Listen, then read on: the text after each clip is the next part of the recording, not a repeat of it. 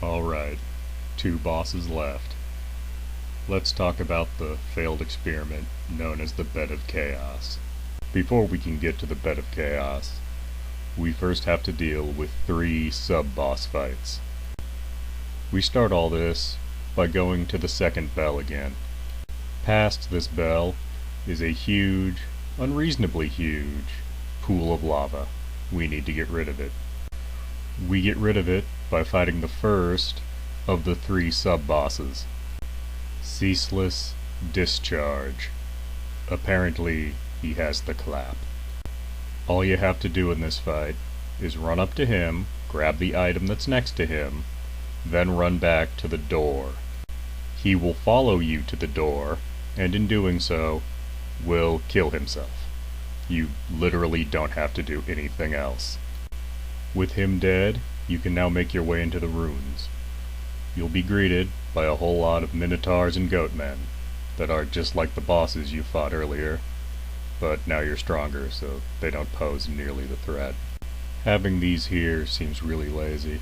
It seems like at the very least they could have palette swapped these or something.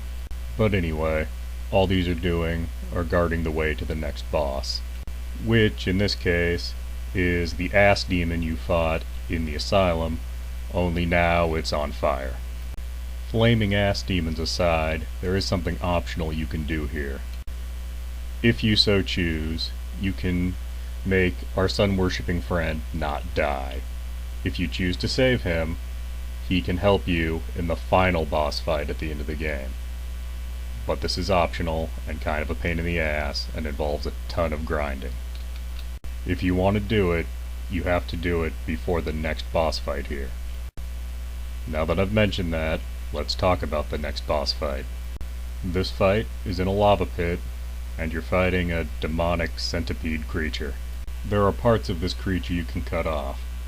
They don't die, however. They take to the ground and also attack you, so you probably shouldn't try to cut things off. Once it's dead, you're done with the 3rd sub-boss fight.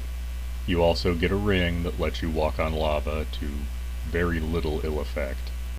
This ring would have been very useful to have much earlier than this.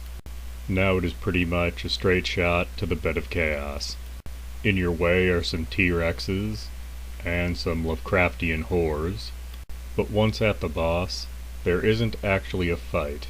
This is more of a puzzle than a boss fight. You need to make it to each side of the room and destroy a big yellow orb while the floor is collapsing around you.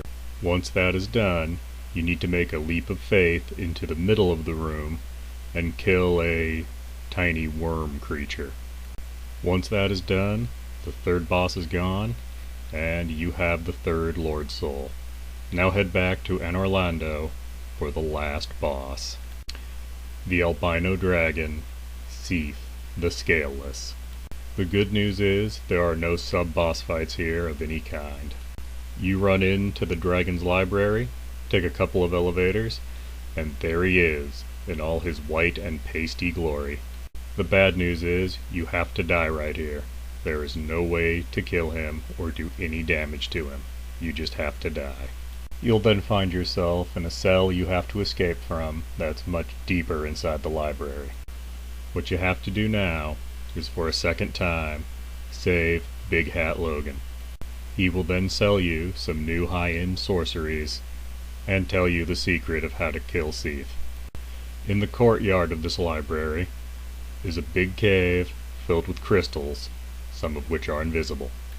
At the deepest point of that cave is a particular crystal that can be broken that is making Seath invincible. So of course, when you get to that deepest point to break the crystal, guess who shows up? Seath. And he's pissed. You can actually get Seath to break the crystal himself by standing near it and then dodging when he attacks. So, break the crystal, slay the dragon, be the hero. When he's dead, you have the 4th and final Lord Soul, and you're finally done with these bosses. Now go back to the Gary Busey Serpent and Firelink Shrine.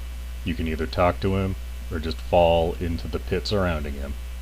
Either way, you're where you need to be to offer up the souls to open the way to the final boss. This is where we're going to end it today. Next time we'll talk about the final boss and about the ending of the game.